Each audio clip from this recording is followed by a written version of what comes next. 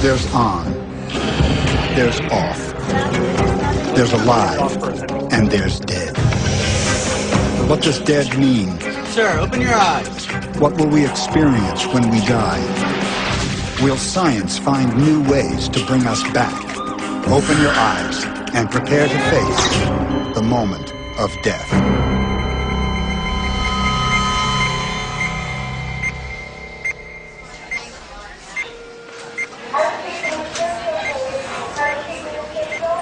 What is life? I don't know. What is death? And I don't know that either. I've been asking the question this week, if my heart stops and my lungs stop, am I not, in essence, at least partially dead? This is George Justice, and in a few minutes, he'll be having open heart surgery. It's very difficult for a person to think that his chest is going to be spread open, and his heart is going to be stopped, and his lungs are going to be stopped, and in essence, I'm going to be dead.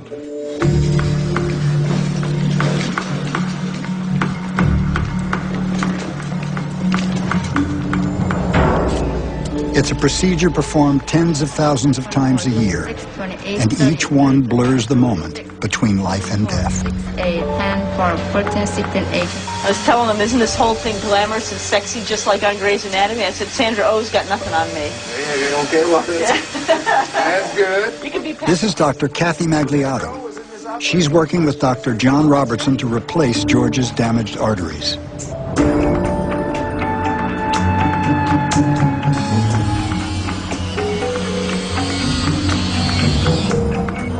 You can see it starts to skip some beats. That's Okay. the human heart. Isn't that beautiful?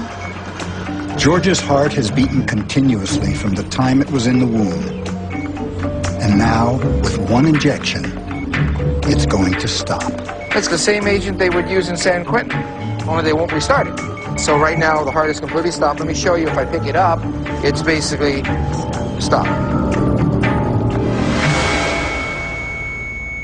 For most of human history, stopping the heart would have been considered murder. But today, the moment of death can be manipulated, exploited to prolong life. For all intents and purposes, they are dead. Their EEG is flat, their heart is stopped, their lungs are stopped, and they have no blood in their body.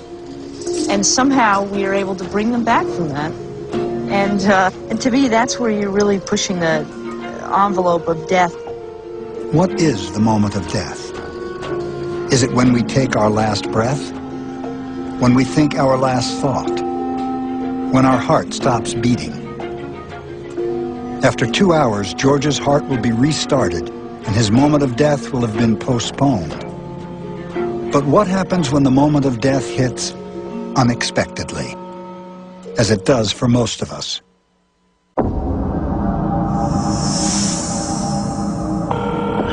911, where is the emergency? What happened, hon?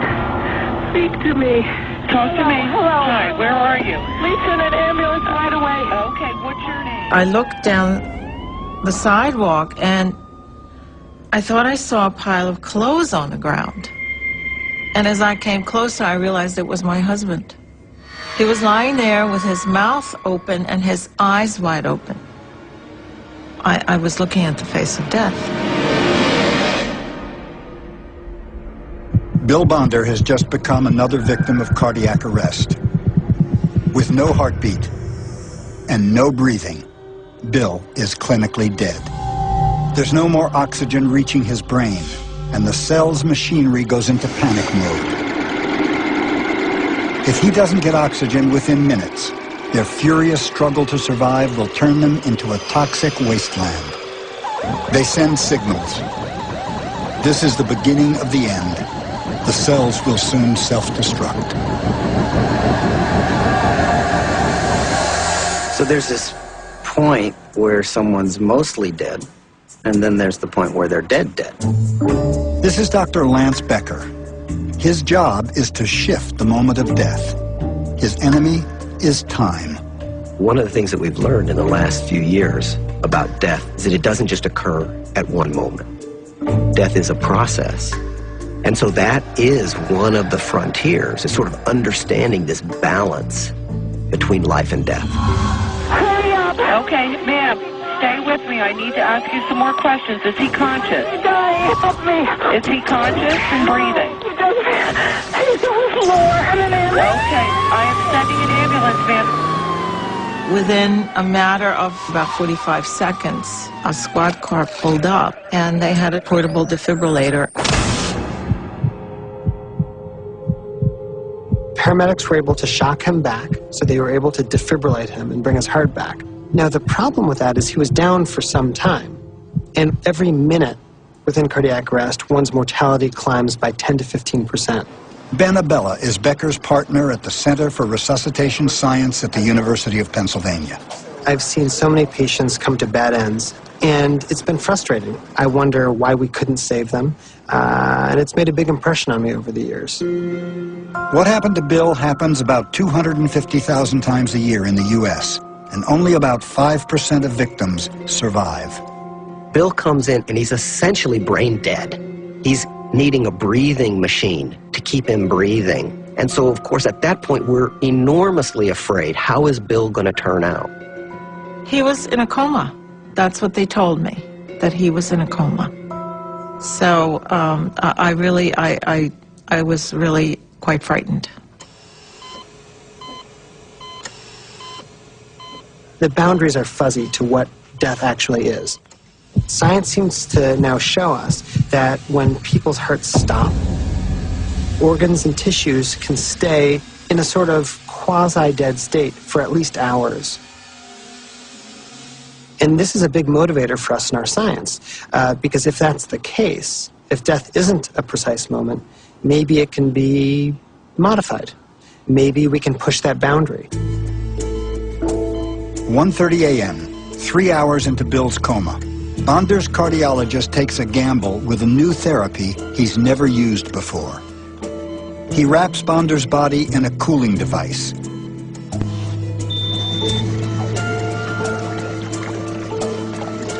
An icy saline, chilled to just above freezing, is pumped into his veins. The goal? Drop Bill's body temperature to 92 degrees. This is therapeutic hypothermia. The observation that people can survive losing a pulse when kept cold has been around for quite some time, and in fact, there are a number of cases where young, healthy people have fallen through the ice into icy rivers or into lakes. Their pulse stops, but they're able to be revived hours after their heart has stopped. By using hypothermia after recovery from cardiac arrest, we're able to slow that death process and blur the border between life and death. But the truth of the matter is, we don't yet really know why hypothermia is so darn effective. Part of the answer to why hypothermia could save Bill's life might lie in an experiment with frozen cells begun 46 years ago. I'm Leonard Hayflick, professor of anatomy at the University of California, San Francisco. I hold the world's record in having preserved normal human cells longer than they have ever been preserved. As of today, about 46 years. This cell strain was named WI-38, and it was developed from human fetal cells.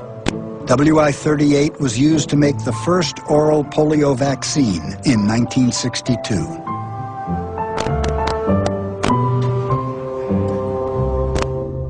From the first division of the embryo, our cells are constantly dividing.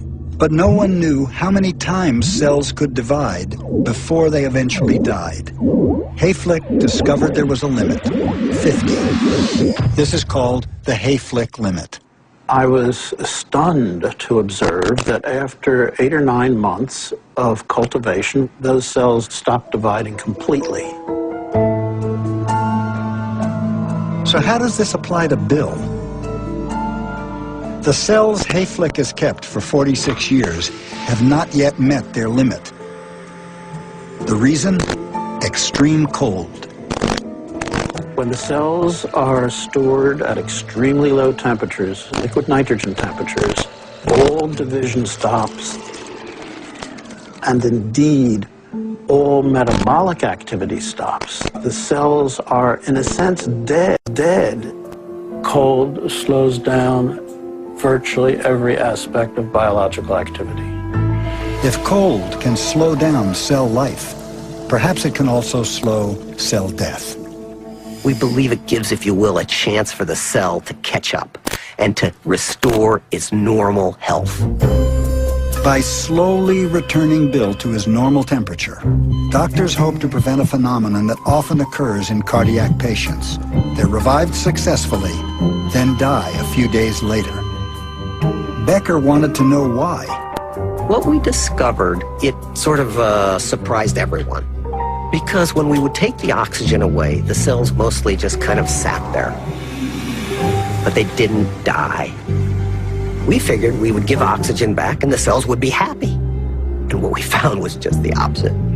It turned out that when they began to die is when we reperfused them with oxygen. In fact, the death was so rapid that they practically would explode in front of our eyes. Here's how much sense it made. Imagine a car. Imagine a car runs out of gas. You go off to the gas station and you get yourself a nice gallon of gas. You come back, you pour the gas in the car, you turn the car on.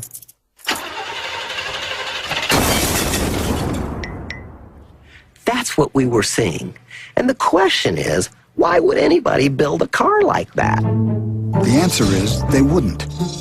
Normally, cell death is a natural process. Death is a process that our cells, our bodies, are programmed, if you will, to initiate under the right circumstances. Cell death is an absolute requirement not only for life, but for developmental processes to proceed in a normal fashion.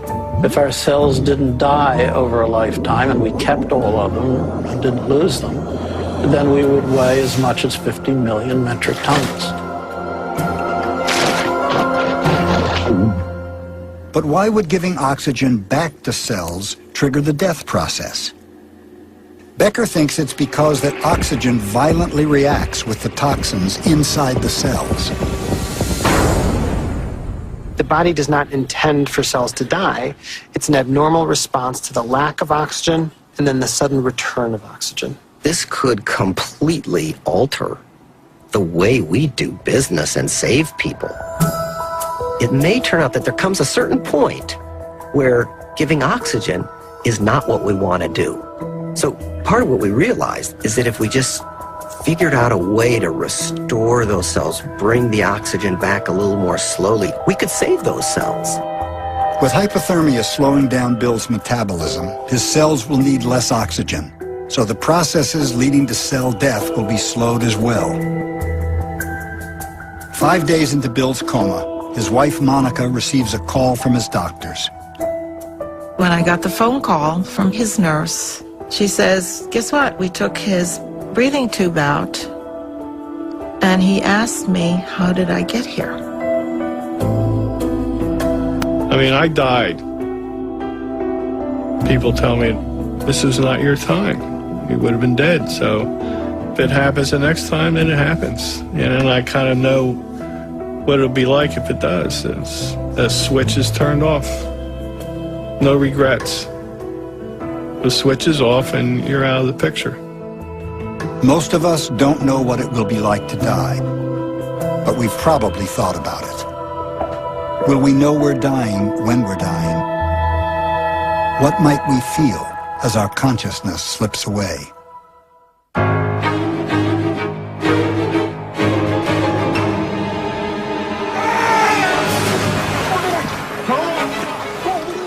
Suffocating to death in water can be surprisingly swift. Once you submerge, you hold your breath as long as possible, and that's about 30 to 90 seconds. After that, you try to inhale. What's interesting is that the lungs don't actually fill up with fluid as many people might think. The most common finding in drowning is something called laryngospasm. The body, knowing that water is about to go into the lungs, clenches up the vocal cords. Now, this may prevent water from entering the lungs, but it also means he can't breathe.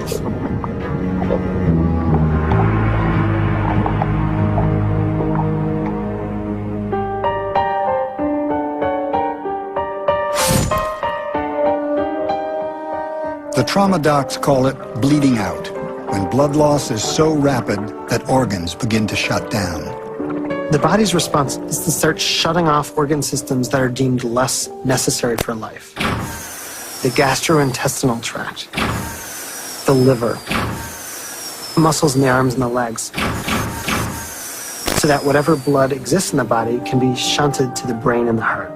At some point, it probably ceases to be a thing of great pain and rather simply a slipping away.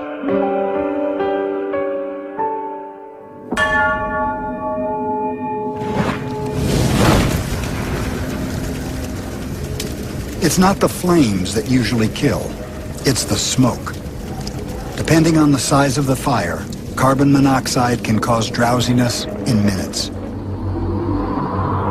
Carbon monoxide has an affinity for the hemoglobin molecule that's 250 times stronger than oxygen, so you're not going to have any oxygen being delivered.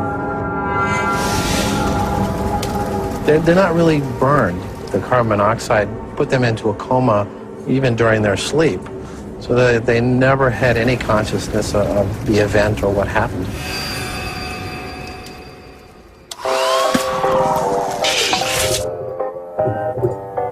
On August 6, 1890, convicted murderer William Kemmler was the first person to die by electrocution. After 1,000 volts was passed through him, Kemmler wasn't dead yet. A second excruciating attempt was required to finish the job.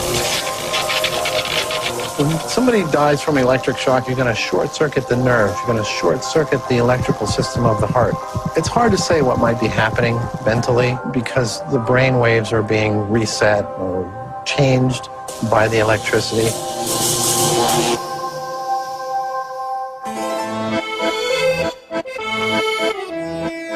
The guillotine was seen by the French as more humane than other methods of execution. Losing one's head is nearly instantaneous and painless as long as the blade is sharp.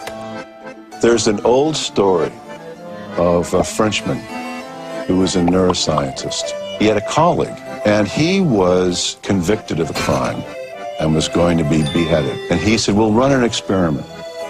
When the guillotine comes down and chops your head off, I want you to blink your eyes for as long as possible. So the guillotine came down, chopped his colleague's head off.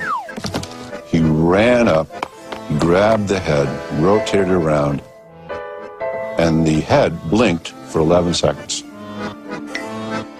Right before the head was severed, you were getting enough oxygen, so certainly for some period of time, the head could be aware of their environment.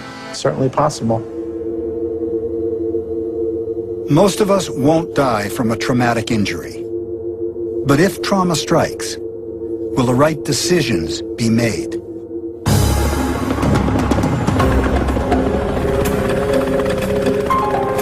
Every year, thousands of young doctors and EMTs will confront the moment of death for the first time. How will they know what to do?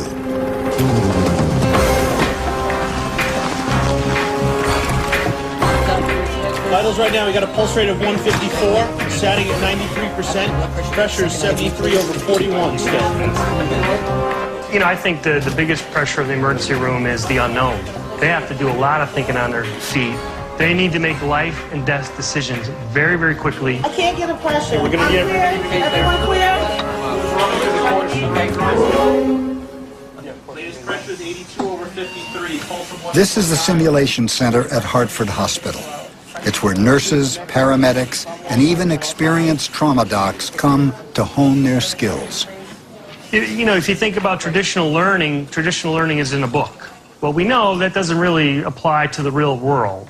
Now, with the capabilities of the simulators, we can let them practice and hone their skills here and apply that experience to save lives. Stats 87, Let's see if heart we rate can get it off first. I think you're 164. going to have an easier time. Okay. Pressure So let me get 82 in to over get 52. The mannequins allow us to do the same things on them as we can do on patients. So central lines, IVs, chest tubes, defibrillation, difficult airway, you name it, anything that a patient can do, these simulators can match. Number 6, tracheostomy tube is in place, left chest tube placed. Every component in here, I can throw a curve at them at any given moment.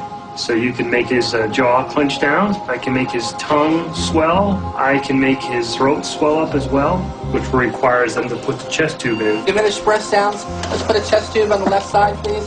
If you forget about that, they're actually mannequins. I mean, it's really amazingly very similar to a real patient.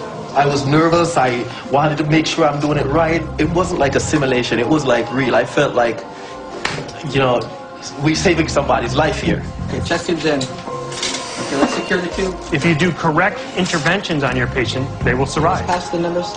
If you do incorrect interventions, they will die. And sometimes we even do it if you've done it correctly, they still will die because we want to see how they'll handle patients expiring on them. You can't get that in a book. We're losing cardiac tamponade. Let's do her. Go to the OR. Still not stable enough. No pulse? Yeah, okay, let's go ahead and shock. Okay, charging. I'm on the 3. I'm clear.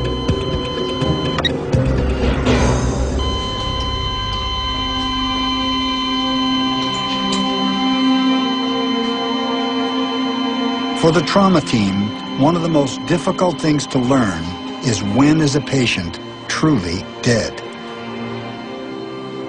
When I make that decision and I pronounce a patient dead, there's just a part of me that goes, is he or she really dead?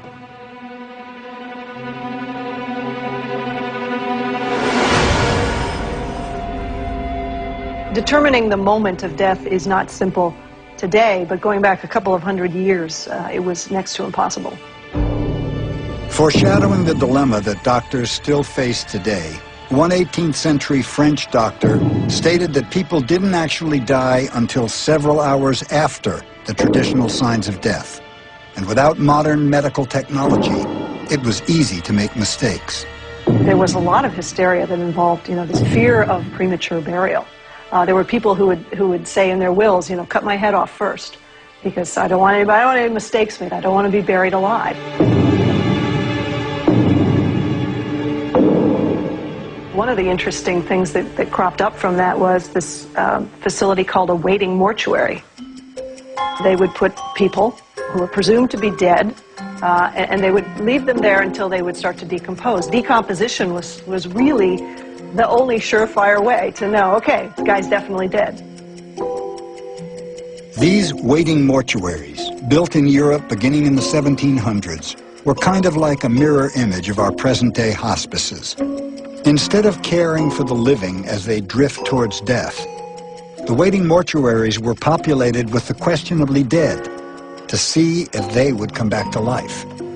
There'd be a rope attached to the finger in case they came to, and they would pull on the string, and it would ring a bell in the next room. There'd be an attendant who would then be alerted that somebody had come to life. Once in a while, the bell might ring.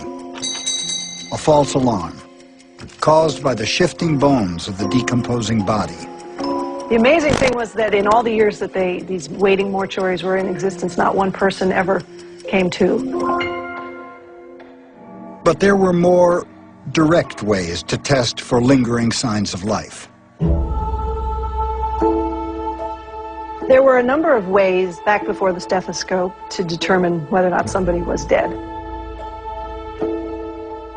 Things like sticking a pin under the nail bed, putting an insect in someone's ear, shouting in their ear. Bugle fanfare was one of my favorites. Razor blades, slicing the soles of the foot. There was a specially designed nipple pincer, sticking a pencil up someone's nose, just anything to rouse someone to get a reaction. One physician had developed a hand-cranked tongue-pulling machine.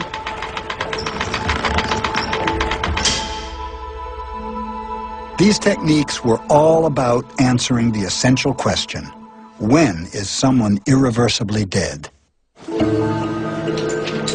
Steve! Wake up for us, Steve! Today, the question is the same, but the meaning of dead has changed.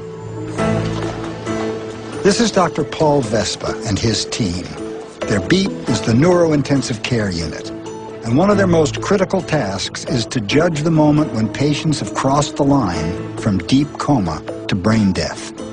Our great challenge is to try to discriminate between those patients that have a recoverable but very critical illness from those patients that truly are terminal and cannot recover. The sensors, computers, and machines that drive a modern ICU push the moment of death into places that would have been unimaginable even as recently as 50 years ago. And that means death has to be redefined. Well, the old definition of death was simply a cardiac arrest, or the heart at standstill, and that's what patients died from. The new definition of death really constitutes what is the brain doing. It's not so much the heart as it is the mind, the brain. And so there's a very strict criteria for brain death. This patient is known as Mr. A. He suffered a gunshot wound to the head and has been in a coma for 4 days. A possible victim of gang violence, he was admitted to the hospital under a pseudonym for his protection and that of the hospital staff. I've been asked to evaluate Mr. A. Once an hour, a critical neurological test is performed to determine whether a coma has become brain death. Even in the presence of sophisticated technology, some of the methods used to determine if someone is alive or dead Sir, can you open your eyes? Aren't all that different from those used hundreds of years ago.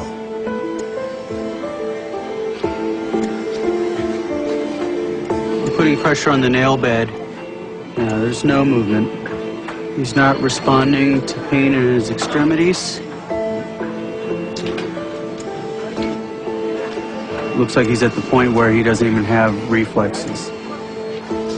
His pupil is 5 millimeters and non-reactive.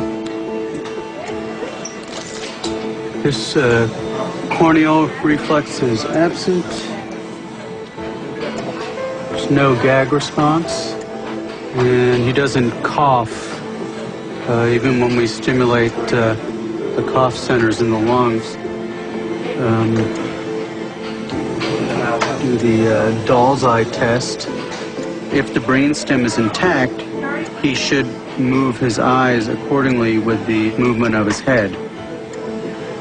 When you put cold water in the ear, you should have a reflex movement of the eye independent of whether someone's awake or not. All the lines are continuously flat, and it shows that there's no electrical activity in the brain. Well, at this point, I don't think we need any more tests. I think I can safely say he's progressed to the point of brain death. Mr. A is now considered legally dead, but a respirator continues to pump air into his lungs. So even without signals from his brain, his heart is still beating. He's now what's called a beating heart cadaver. A beating heart donor is someone who has met the criteria for brain death, but their organs are still alive, and they're in a pristine state that can then be utilized for donation. There's a lot more work involved at times with a brain-dead patient because there's multiple blood tests that we're doing on a regular basis. His skin is still warm, his color still is good, and you can see by the rise of his chest and his abdominal muscles each breath that it's being delivered to him. To the lay person, to the average person, they would look like any other patient in the hospital in intensive care. There's absolutely no difference. The only difference is that I will cut that patient's heart out. And once you take that step, there is, of course, no turning back. Which is why the legal definition of brain death is absolute. To be brain dead, everything has got to be off. It would be as if somebody had thrown a breaker switch and everything is off. There's no activity of the brain, there's no blood flow in the brain, and there is no way of returning it to life. None. But there are some people who think that definition is too strict. They argue that dead means losing the thing that makes us human. My definition for death is the irretrievable loss of the continuity of an imprint in your personality. We are a sum total of memories, feelings, experiences, skills, and when we lose a substantial amount of that, and it can't be retrieved, then we're dead. It doesn't make any difference whether your heart's pumping, whether your lungs are pumping. It doesn't make any difference whether your eyes track movement in the room. Sir? Good morning, sir. That's all irrelevant. What's irrelevant is whether you're there anymore in your head. Sir, can you open your eyes? Sir, can you open your eyes? Mr. Jimenez was a traumatic brain injury. He had multiple areas that were injured, so it causes a lot more swelling, a lot more damage. His deepest level right now is a 3. It's called a Glasgow Coma Scale of 3, and that's the worst that you can get. Can you wiggle your fingers? Can you move your right foot? I want you to try and move your right foot. Mr. Jimenez isn't brain dead, but the risk with his condition is that he'll remain in a persistent vegetative state.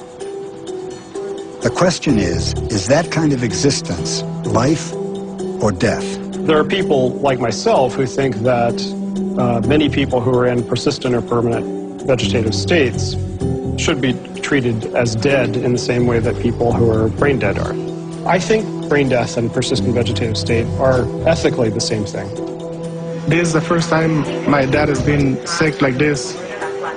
It's really hard for me because he do everything for me, and he's still on this age helping me still. He always worry about his sons. We will do all the treatments that we can do to get him in a more arousable state, but sometimes our family members have to make a choice.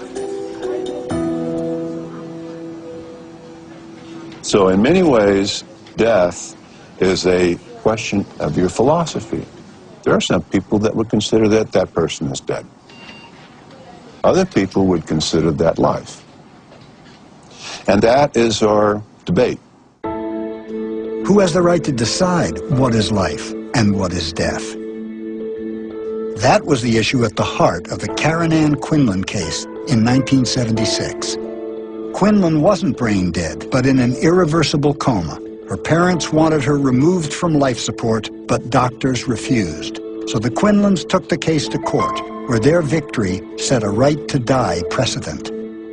This is not only a death with all the sadness that brings, this is a killing. And still, in spite of the fact that the laws defining brain death were created almost 30 years ago, the debate about what constitutes life is as passionate as ever. Man did not give life. We don't have the right to take life. Please let my daughter live. If she dies, there's going to be hell to pay. Based on the footage provided me, she certainly seems to respond. A permanent vegetative state generally means an irreversible loss of personality. There's no longer that person in there. From my point of view, most of these people, they are functionally dead, which means that you can pull them off the life support, stop feeding them, but bury them and cremate them. However, in terms of the technological progress that we're making, it may make sense for us to become increasingly cautious about turning off the plug, because we may be able to wake some of them up again.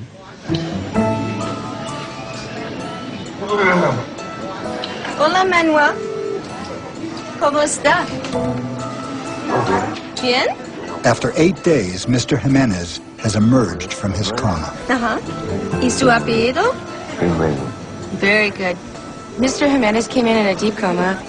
Now he's come out of his coma. He's able to open his eyes spontaneously. It's great news. Yeah. Enséñame dos dedos aquí. Solamente dos. You're doing well. I'm happy.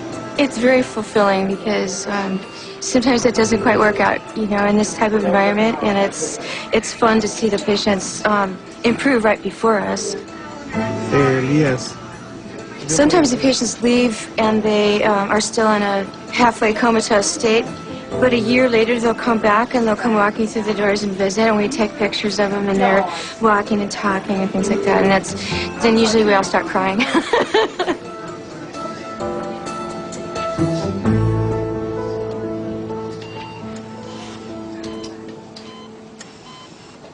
For Mr. A, brain death is absolute.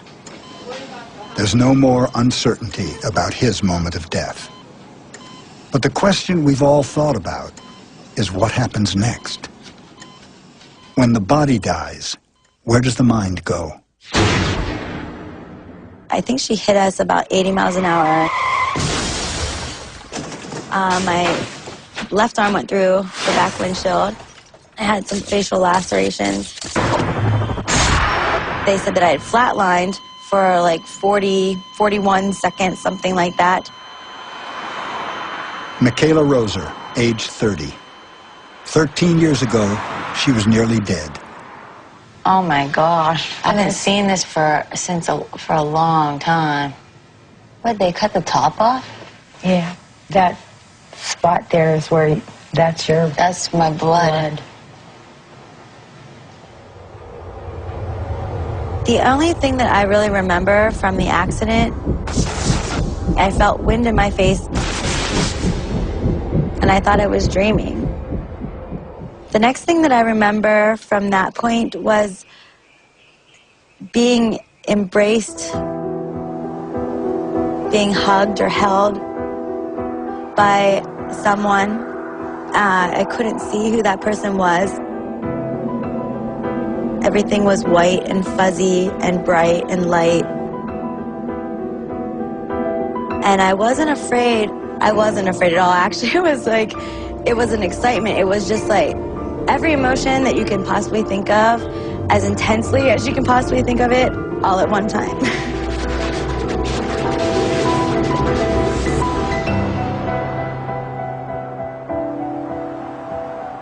They say your life flashes before your eyes. And it was actually nothing like I would really have imagined it to be before that. I saw me dancing.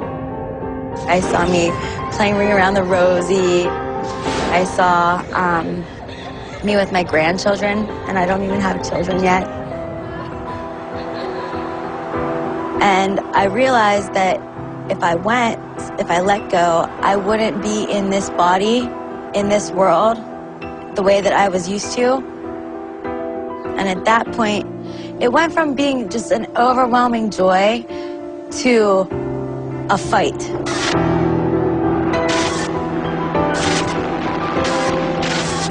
Fire and rage and anger and please God, I don't want to die, I don't want to die. And the next thing I remember, I was up in the corner of my hospital room and there's my body laying there.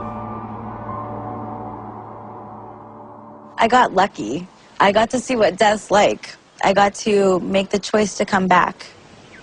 Whatever it was real. There are two different ways to interpret a near-death experience, two different explanations. Either it's a product of a dying brain or a lack of oxygen, it's a purely organic, physical thing, or we are actually leaving our bodies and going into some other dimension. One of the interesting factors with this experience is that it's actually very much universal. There are basic elements that come up over and over. People seem to have a core experience. Traveling down a tunnel. Definitely a tunnel. They would describe seeing a tunnel. They see a light. A light in a tunnel. Seeing a bright, warm, welcoming light. A bright light. And feeling the need to go toward that light. A being of light, a person who they were attracted to. Sometimes they see family members. Visions of their family. I have never had anyone tell me that it was a bad experience. Feeling very peaceful. A certain calmness. Feeling joyous. It's like nothing you've ever experienced. They seem very real to these people. And I have to tell you, having heard so many of them over and over again, there has to be something there. There has to be something to it. Perhaps, but the challenge for science has been whether it can be proven. In 1907, Duncan McDougall tried to prove the existence of the soul. McDougall's idea was, well, okay, if the soul has substance, he would try to weigh people at the moment of death. So what McDougall did is he built a bed scale. It was a large industrial silk weighing scale. So they put the first guy onto this contraption, and then he and his colleagues would watch. There's one of them watching the dying man, another guy watching the needle on the scale. And at the moment that they determined to be the moment of death, the needle went down 3/4 of an ounce. How did they decide what that moment was? That's one thing that wasn't really addressed. So all kinds of problems with McDougall's experiment. And yet it was tremendously welcome news to everybody, and everyone wanted to believe it. In the 1970s and 80s, a possible answer for why near-death experiences occur came from an unexpected place. The United States Air Force had new aircraft, F-15s, F-16s, and those had high sustained acceleration, or G-forces. We worked on ways to enhance their tolerance to acceleration so they could gain an advantaged position in combat. Air Force Major General James Winery was studying the effects of extreme G-forces by spinning pilots in a centrifuge. A centrifuge spins around, similar as to when you have an aircraft that makes very tight maneuvers, getting from 1G to 9G in a little less than 1 second, which means if you weigh 200 pounds, in a little less than 1 second, you're going to weigh 1,800 pounds. Push it out, push it all the way up, all the way up. Under this kind of stress, the pilots blacked out when the G-forces prevented blood from reaching their brain. This result was no surprise. But then things got strange. 3, 2, 1, pressure. Some of the things that we were finding were seeing a bright light, seeing family and friends, familiar scenes, what would be considered out-of-body experiences, if they were above themselves, looking down at themselves. Winery and his pilots were momentarily deprived of oxygen, but they were nowhere near death. The major impact of Winery's experiment is that it strongly suggested near-death experiences weren't some sort of mystical phenomenon, but the result of extreme stress on the brain. As the brain gets closer and closer to death, the brain starts to only fire in areas which are very, very basic to survival. Closer and closer to the brain stem. It's a very small and very fundamental and primitive part of the brain. So the visual cortex, the back part of the brain, or the superior colliculi, which is considered part of the brain stem, if they are activated, all you see is light. And so to see a light with a lot of darkness around it, our best interpretation is that's a tunnel. And we are attracted, because we are mammals, we are attracted to light. One of the mysteries with near-death experiences is no one can say exactly when they happen.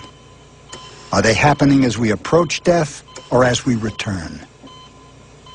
Just like in our dreams are just a conglomeration of firing to the central nervous system as we sleep. And our experiences help us put these things together in some sort of imagery. It may be bizarre imagery to us when we experience it in a dream, but the same thing is most likely happening with near-death experiences. As you awaken from this, more of the brain now is starting to be recruited. Well, think of the things that are the most deep-seated in your consciousness. And those are your life experiences. And as those are re-energized, then those memories would be part of what you would experience. You would say, yes, my whole life has gone before me.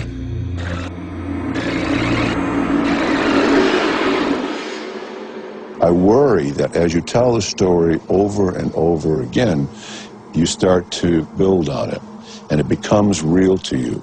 That doesn't mean that they don't have visions at near death. It doesn't mean that their visions are inaccurate or that they're lying. I think it's just human nature that you reflect on it. And the more you reflect on it, the more detailed you become.